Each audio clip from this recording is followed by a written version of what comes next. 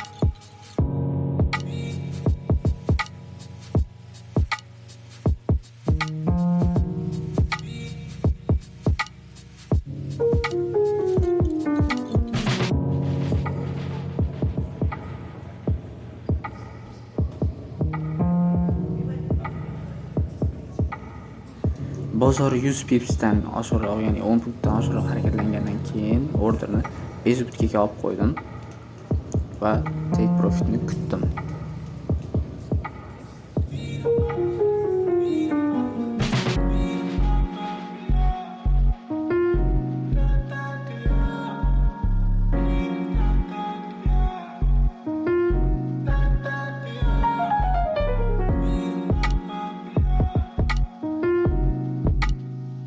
Take profit olindi. Videoni oxirigacha ko'rgan bo'lsangiz, obuna bo'lib qo'ying.